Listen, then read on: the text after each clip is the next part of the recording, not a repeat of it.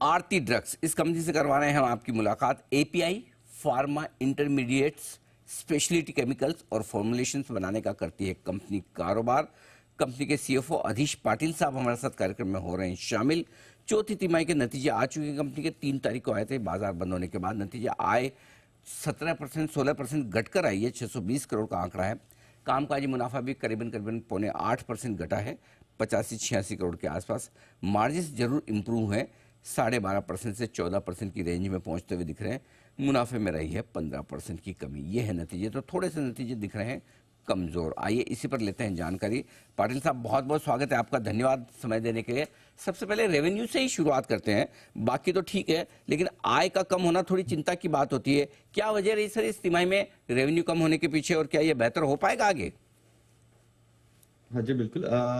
Last year से ये साल में हम लोगों ने देखा है कि फॉलिंग ट्रेंड रहा है रॉ मटेरियल प्राइसेस में। इसके लिए अराउंड 10 to 15% तक का selling price negative rate variance है। वो मेन रीजन रहा है कि ये क्वार्टर का इतना ईयर ऑन ईयर रेवेन्यू कम दिख रहा है। बाकी वॉल्यूम्स हेल्दी है। लास्ट क्वार्टर में मतलब मार्च 23 FY23 में क्या हुआ था कि स्टार्ट ऑफ द ईयर में फर्स्ट 3 क्वार्टर्स में सेलिंग प्राइसेस एपीएस के बहुत हाई थे। इसके लिए काफी डीस्टॉकिंग हुआ था फॉर्मुलेशन इंडस्ट्री में। और मार्च क्वार्टर में एकदम से सडन बूम आ गया था बाइंग में डोमेस्टिक मार्केट में। तो इसके लिए जो बेस इफेक्ट है वो काफी हाई था। मतलब वॉल्यूम ग्रोथ मार्च 23 क्वार्टर का काफी हाई था। इसके लिए हम लोग जब ईयर ऑन ईयर देखते हैं मार्च 24 वर्सेस मार्च 23, फिर भी काफी डिसेंट किया है। डेफिनेटली एक्सपोर्ट अभी तक पीछे चल रहा है। पूरे साल में भी अगर देखा जाए तो एक्सपोर्ट अराउंड 10% का वॉल्यूम डीग्रोथ रहा है, mainly on the account of ये लैटिन अमेरिकन मार्केट्स एंड थोड़े मिडिल ईस्ट मार्केट थोड़े डाउन रहे। हम लोग होप कर रहे हैं कि आगे जाके ये बेटर होगा।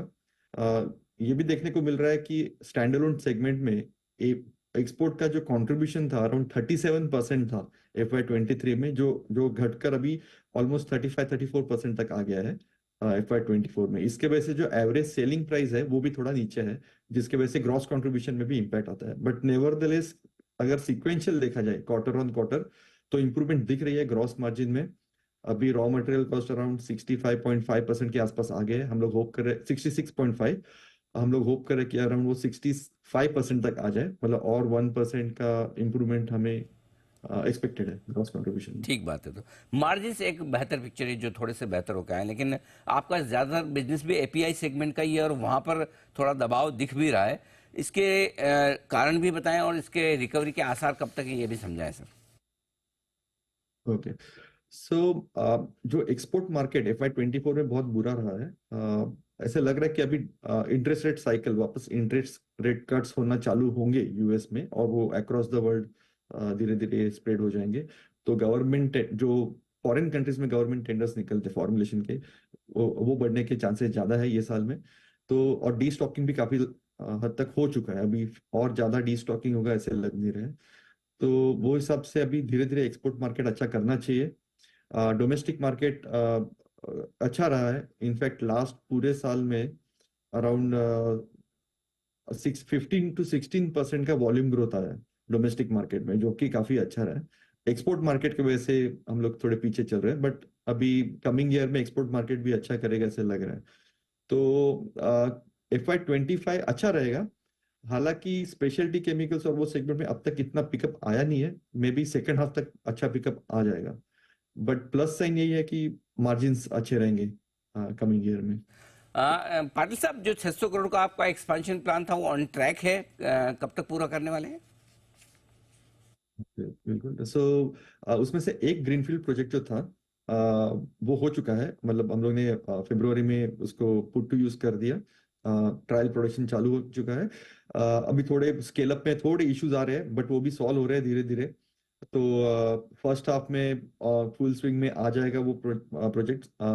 जो प्रोजेक्ट की मैं बात कर रहा हूँ वो है सैलिसिलिक एसिड, डर्मेटोलॉजी प्रोडक्ट है, और काफी फ्लेवर फ्रेग्रेंसेस इंडस्ट्री में भी काफी एप्लीकेशन है उसका।